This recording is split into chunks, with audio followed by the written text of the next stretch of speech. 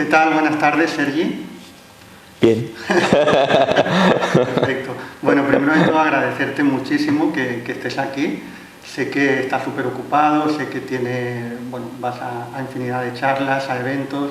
Ahora has estado viajando, ¿no? También, ¿de dónde vienes? Vengo de Argentina y Uruguay. Ajá, qué bueno. ¿Y Chile estuviste? ¿Cuándo fue? Hace ya unos meses, Ajá. quizá 6 meses, no recuerdo muy bien, Bueno, recuerdo que pero fue el viaje anterior, sí. Muy bien, perfecto.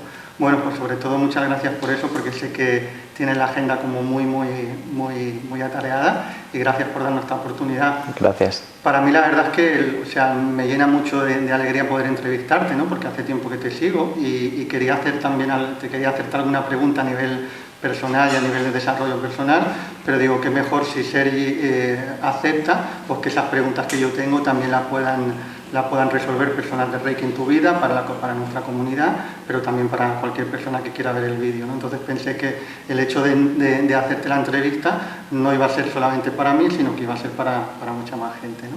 Así que encantado de que estés aquí. Gracias. Muy bien. Sergi, has escrito, el último libro que has escrito es Me Acompañes, ¿verdad? Uh-huh.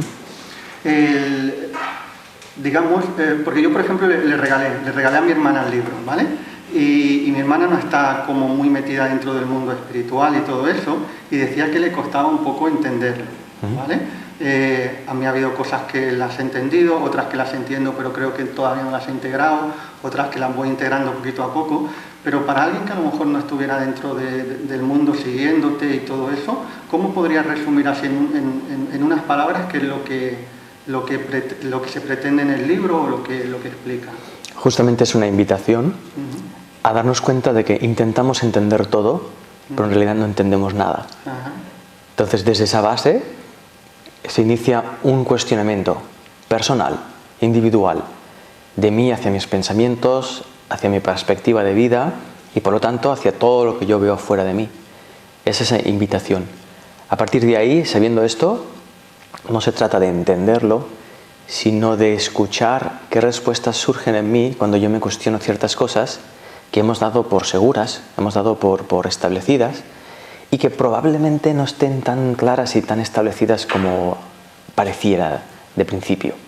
Muy bien. O sea, que sería una invitación a darte cuenta que no tenemos cosas claras, ¿no? Por ejemplo, o que no entendemos. Por ejemplo, cuando uno empieza a estirar el hilo, se da cuenta de que muchas decisiones que toma o muchos hábitos, actitudes que uno tiene a lo largo de un solo día, están basadas en el desconocimiento, están basadas en imaginaciones de proyecciones futuras o en recuerdos de sucesos anteriores que no tienen nada que ver con lo que está sucediendo y no nos damos cuenta de cuánta materia que no es cierta proyectamos en un solo instante, hasta qué punto estamos anestesiados por nuestra propia forma de ver que no es necesariamente cierta. Perfecto. Muy bien. Te quería preguntar también sobre el libre albedrío. ¿Qué piensas tú sobre el libre albedrío?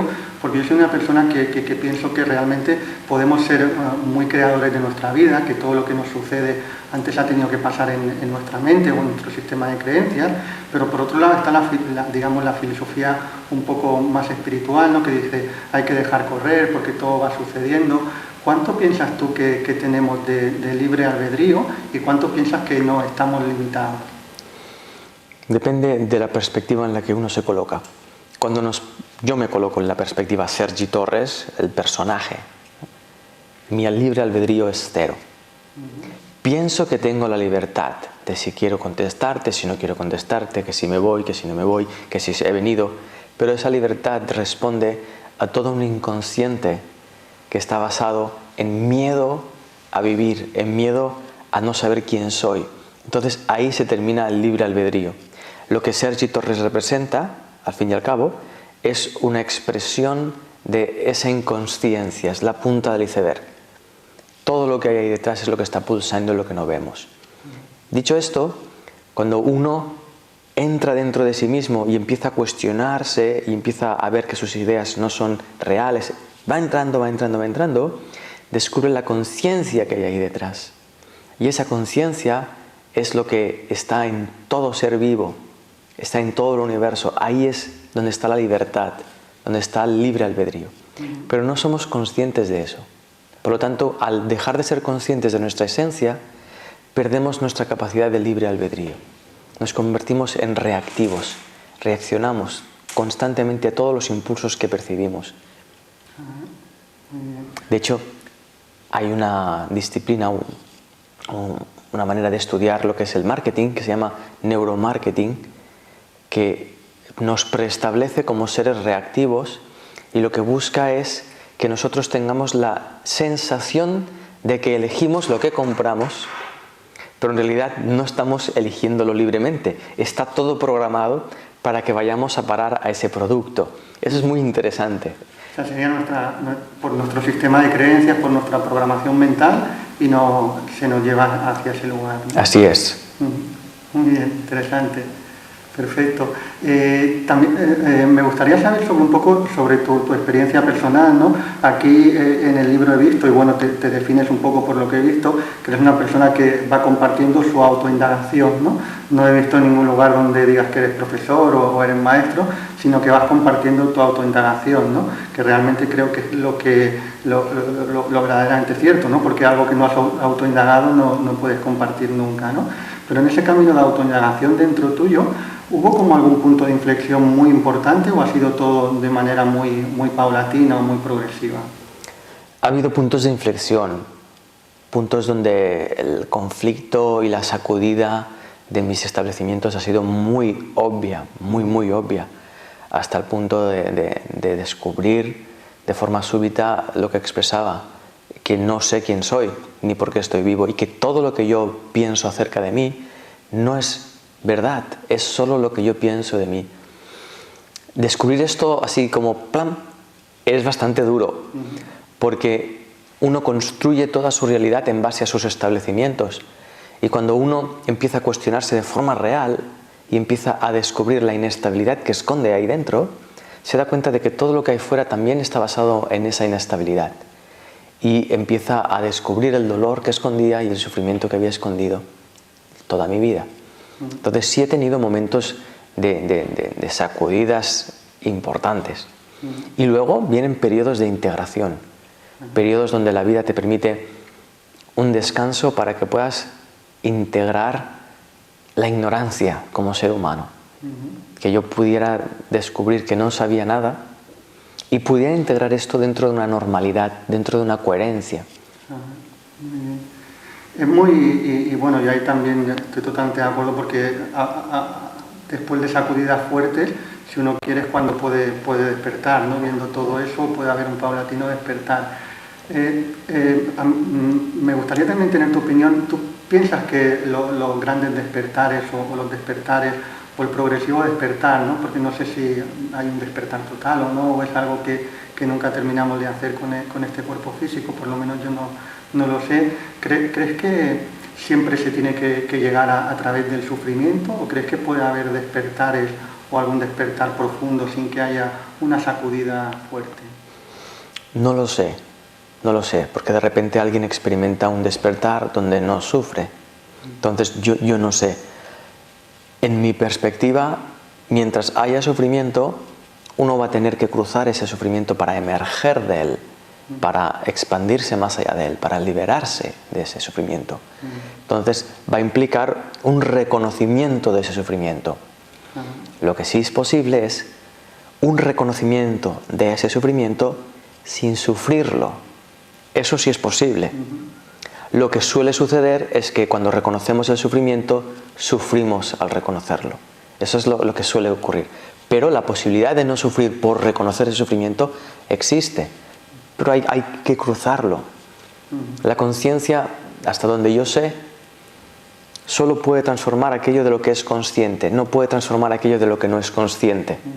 Entonces, si yo voy a transformar mi sufrimiento en otra cosa, voy a tener que ser consciente de él.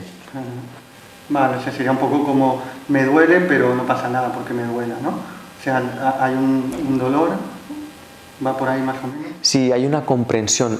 Eres consciente de que estás siendo consciente de tu sufrimiento porque estás siendo transformado. Entonces, esa perspectiva hace que tú no sufras el sufrimiento, sino que atiendas al sufrimiento. Es muy distinta la perspectiva, muy distinta. Es como Si yo tengo un hijo de 1 año y lo veo ponerse en pie por primera vez, yo tengo 2 opciones. O atiendo eso y observo que se pone en pie y se cae. O lo sufro. ¡Ay, que se ha puesto de pie! ¡Ay, que se va a caer! El suceso es el mismo. Mi perspectiva, no. Supongo que ahí tiene mucho que ver en relación a qué nos creemos o no nos creemos que nuestra mente nos va diciendo, ¿no? Los pensamientos, la vocecita, esa interna tiene mucho que ver ahí. Es relativamente fácil, desde tu experiencia, para que la gente pueda vivir una vida donde realmente la vocecita sigue diciendo cosas, pero no le hace mucho caso. Te traslado la pregunta un poco más en el plano personal tuyo. ¿Eres capaz de estar muchas horas de tu vida o de tu día sin hacerle caso a la vocecita, simplemente escuchando? ¿O hay momentos incluso en que uno dice, uy, pues ya me ha vuelto a atrapar, ¿no? La voz, siempre que surge en la mente, va a exigir atención. Por eso surge. Está narrando una historia. Lo que puede suceder es que una vez tú ya sabes que eso es una historia y una voz, tú puedes escuchar sin creértela. Pero, fíjate que esto es muy interesante. En el momento en el que tú te la crees, y me puede suceder, en cualquier momento puede surgir esa voz, el ego, y me lo puedo creer. Pero para creerme esa voz, quien me está narrando que me la estoy creyendo es el propio ego. Es muy sutil, parece muy complejo, pero no lo es. Cuando tú estás creyéndote la voz, en realidad estás creyéndote que te la crees. Estás escuchando una voz que te está diciendo, te estás creyendo la voz del ego. Pero ese es el mismo ego. El ego está tan disociado de la esencia, está tan alejado, que es capaz de construir una realidad completamente ajena y al mismo tiempo contársela a sí mismo. Cuando nosotros nos alejamos de la esencia y pasamos a ese mundo egoico, estamos atrapados. Es cuando decimos que somos esclavos del ego. Pero siempre tenemos un instante, y ahí es donde se desdramatiza el creerse el ego. Cuando uno se da cuenta de que en el presente siempre puede escuchar esa voz y de nuevo recuperar la cordura, recuperar la calidad de falsedad de esa voz. ¿Sí? Aunque mi voz del ego me esté diciendo, te estás creyendo mi voz, puedo no creerme eso también. ¿Me explico? Entonces, ¿qué más da al final si uno se está creyendo la voz del ego o no? Cuando siempre dispone de un instante presente para dejar de creérsela. Me he encontrado mucha gente que sigue un camino autollamado espiritual donde se fustiga por creerse al ego, donde cree que el lugar donde se alcanza en el que no te crees el ego es algo a lo que se llega a través de un esfuerzo, una lucha, y si no lo alcanzas o lo pierdes es motivo de reprimenda, pero todo eso lo maneja el ego de nuevo. No tiene sentido de por sí. De hecho, la búsqueda espiritual, el alcanzar, forma parte del ámbito del ego. También, claro. Sí, es el ego disfrazado, ¿no? Sí, y se nos va a disfrazar de muchas cosas, incluso se nos va a disfrazar de no ego. Muy bien. Por eso te decía que no sé en qué momento puedo estar atrapado por el ego, pero me da igual. Perfecto. Muy bien. Una cosa que yo conforme he ido escuchando, bueno, cuando hablamos de la vocecita es el diálogo interno, ¿no? Que a lo mejor algunas personas pueden pensar que la vocecita es algo externo, ¿no? Es un diálogo interno que tenemos, ¿no? Yo cada vez que he empezado a escuchar más ese diálogo interno, desde la distancia, intentando no dejarme llevar mucho por él, me he dado cuenta de que mi mente emite muchos juicios, no tantos como a mí me gustaría. Y digo, bueno, ¿cómo puede ser si cada vez estoy haciendo un trabajo interior más fuerte? Yo creo, el tema del juicio no es algo que crea que me pueda ayudar en ese trabajo, pero todos tenemos juicios, Sergi, nuestra mente egótica juzga siempre, sí o sí, o puede haber un momento en que uno no emita juicio. La mente humana, tal como la conocemos hoy en día, es un mecanismo de decisión. Está tomando decisiones todo el tiempo. y para tomar decisiones tiene que juzgar, tiene que interpretar, tiene que entender.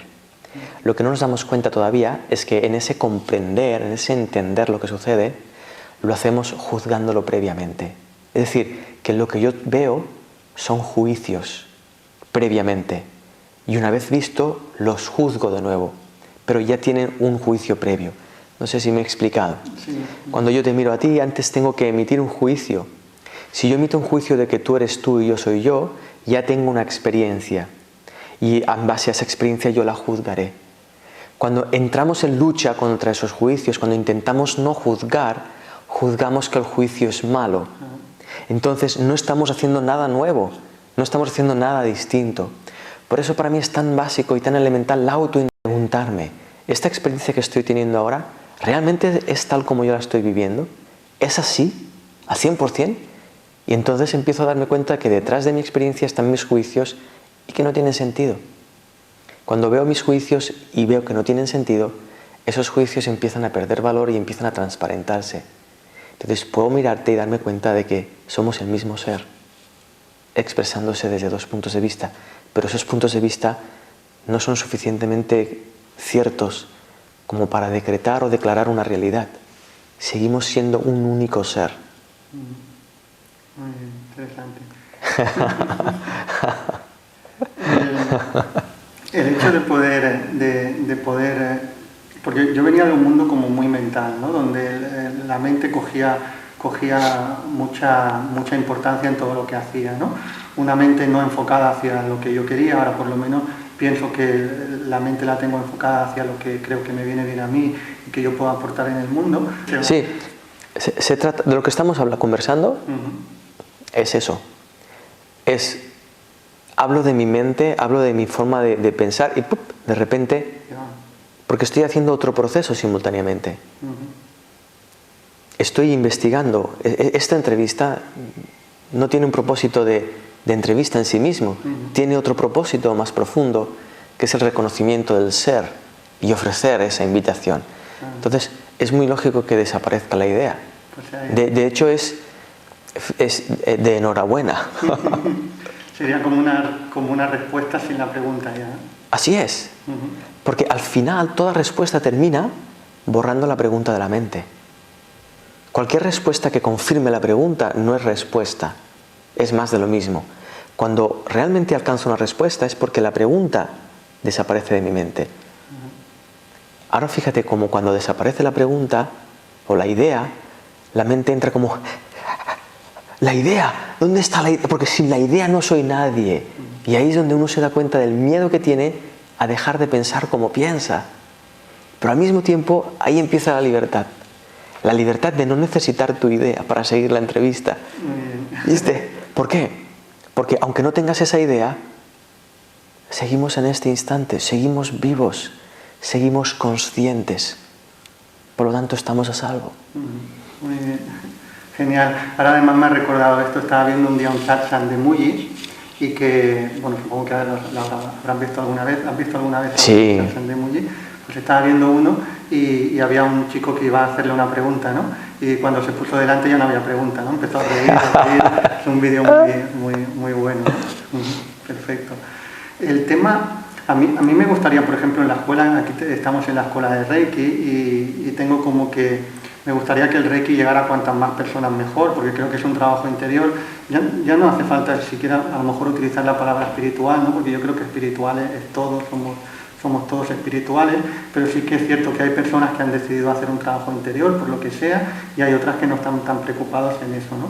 Entonces me encantan mucho tus vídeos, los vídeos de Eckhart Tolle también, pero luego me surge una pregunta y creo que el trabajo interior todavía es una muy pequeña minoría de la sociedad, ¿no? Porque cojo datos como muy palpables, ¿no? Y veo, por ejemplo, un vídeo de un youtuber que lo que hace es entretenimiento, que está muy bien, tiene que haber entretenimiento también, y otra cosa es que mi generación ya no entienda ese tipo de entretenimiento, pero a lo mejor hay otras generaciones que sí, ¿no? Anteriores, pero veo que a lo mejor tienen 5 o 6 millones de visitas, ¿no? Y luego vamos a personas que creo que estáis dando un mensaje como muy interesante y hay 30, 40, 50.000 visitas, ¿no? Como muchas veces menos, ¿no? ¿Tú piensas, Sergi, que el trabajo interior es cosa solamente de una minoría, que los que estamos haciendo esto tenemos que mirar de cambiar un poco el mensaje o cómo lo explicamos para que llegue a una mayoría? ¿Qué opinión tienes tú de todo esto? Para mí es muy simple. Al final de todo esto, todo recae en mi conciencia. Yo soy consciente de que existe ese otro youtuber. Yo soy consciente de que existe ese público que atiende ese otro ofrecimiento. Yo soy consciente de eso. Por lo tanto, eso está circunscrito dentro de mi conciencia. Eso significa, ¿estás listo para ello? Que a mí me interesa más ese tipo de entretenimiento que lo que yo estoy ofreciendo. ¿Por qué? Porque aún hay más personas que le interesa eso. No sé si tiene sentido eso que acabo de expresar, pero lo estoy viendo desde una perspectiva de la integridad. Cuando un ser humano empieza a ser íntegro en sí mismo, ya no ve nada afuera. Todo lo que perceptualmente parece estar afuera es recogido desde dentro. Entonces, cuando yo estoy en una época, 2017, donde veo los intereses sociales que hay hoy en día, debo reconocer que son mis propios intereses sociales. Cuando reconozco esto, dejo de luchar contra los intereses sociales de los demás y dejo de intentar que mi prisma personal de la autoindagación se convierta en una bandera, se convierta en una lucha o se convierta en una especie de predicación. Entonces, cuando no se convierte en una predicación o una bandera, sigue siendo lo que es. Una mirada de introspección, una autoindagación. Yo no estoy haciendo esto para decirle nada a nadie. Yo estoy haciendo esto porque al hacerlo, como cuando estoy haciendo esto, descubro quién soy, más allá de mis interpretaciones o de mis imaginaciones. ¿Me expliqué? Sí. Entonces, cuando veo a alguien, por ejemplo, me explicabas de tu hermana, que lee esto y pues no lo comprende, ella está reflejando una parte de mí que todavía no comprende esto que escribo. Ajá. Entonces, cuando empiezas a darte cuenta de esto, no hay una valoración como que tu hermana y yo, sino se despierta un cariño, se despierta una ternura, ¿no? Al ser conocedor de que ella no lo entiende. ¿Por qué? Porque eso implica que estoy siendo tierno conmigo mismo, estoy respetándome a mí mismo. ¿Tiene sentido? Sí. Ahí no hay un intento de, a ver, el siguiente libro, ¿cómo lo escribo para que lo que no lo entienden, sí lo entiendan? Porque ahí uno se va desvirtuando, se va desvirtuando. Muy bien, perfecto. Sí, creo que también en el libro, en algún párrafo, hablando de una crítica que te hicieron algún día por correo electrónico o algo, de una persona que hacía una crítica sobre tu trabajo, ¿no? Y que era como que te estaba reflejando algo que todavía dentro tuyo todavía no estaba del todo asimilado, ¿no? Es un poquito de... Sin duda, la crítica que expresaba esta persona, la expresaba desde su dolor. Entonces, cuando yo leía esa crítica, apuntaba a mi dolor. Claro, cuando yo reconozco mi dolor y me doy cuenta de que está hablándome desde su dolor, es el mismo dolor. Ya no hay una pugna de ideas, ya no hay un intento de defender mi postura, sino que hay un agradecimiento debido a que me estás ayudando a ver un dolor que sin ti no hubiera visto. Hay una hermandad que no se pierde. Cuando uno está atento a sí mismo, fíjate que es lo contrario a lo que se nos enseña socialmente. Nos dice que si tú te atiendes solo a ti, eso es egoísmo y que no puede ser. Tienes que atender a los demás. Pero cuando atiendes a los demás sin atenderte a ti, te pierdes. Y cuando te pierdes, no puedes ayudar a los demás. No puedes hacer nada por los demás porque no los comprendes. Cuando yo me pierdo, no puedo hacer nada por ti porque dejo de comprenderte. Entonces, al recuperar ese dolor interno, puedo comprender perfectamente qué me está diciendo esa persona. Y puedo ver que no tiene nada que ver conmigo lo que me está diciendo. No es nada personal. Está expresando una frustración interna, está expresando un dolor. Porque puedo reconocer mi propia frustración y mi propio dolor. Y ahí nace de nuevo cariño, ternura. Nace ostras, comprendo. Y eso viendo desde esa perspectiva es más difícil que salga un juicio, ¿no? Ahí, o sea, que salga un juicio interno sobre la otra persona. Puede surgir de entrada como reacción al dolor. Oh, mira, esta persona lo que está diciendo, con qué derecho me habla así. Pero cuando ves eso y ves las garras que ya intentan defenderse, las puedes ver y puedes ver dónde empiezan y dónde terminan esas garras, ¿no? Y allí cuando empiezas a mirar, ya se van las garras y el otro ya no lo ves con garras, ves su corazón dolido. Y cuando ves tu corazón dolido y ves su corazón dolido, descubres el amor que sientes y ahí el dolor se disuelve y puedes ver el amor que siente y ahí se disuelve el conflicto. Bueno, te voy a hacer un par de preguntas más y vamos a ir terminando. También te quería preguntar, ya que estamos en una escuela de Reiki, si has practicado alguna vez Reiki, qué conocimiento tienes de Reiki. Yo hice Reiki el primer nivel a los años 2000. Ajá. Venía de una de esas sacudidas grandes y estaba integrando todo lo que pude. Y una de las herramientas que descubrí para integrar fue el Reiki. Y me ayudó muchísimo a poder conectarme con algo que va más allá de mi personalidad sin que fuese de forma dolorosa o abrupta como yo había experimentado. Me ayudó mucho a encauzar. Y al sentir quizás más que al pensar, ¿también crees que es una herramienta para ello?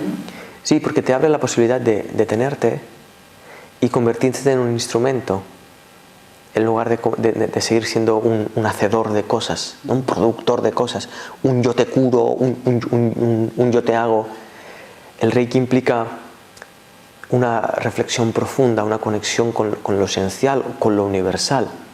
Fíjate que llega de la mano de Usui y Usui da a luz el Reiki a través de un profundo cuestionamiento, lo deja todo para cuestionarse cómo sanaba Jesús. Y en ese cuestionamiento descubre la respuesta, pero lo deja todo, entra en silencio interno para descubrirlo. No viene de voy a hacer una técnica, no viene de un pensamiento, viene como resultado de una indagación muy profunda. Entonces, el Reiki te invita a eso, te invita a sí, tú sabes de todo, tú sabes, pero párate un momento, porque si no te detienes, no conectas con el silencio. Si no conectas con el silencio, no conectas con esa fuente de conciencia, con esa fuente de energía.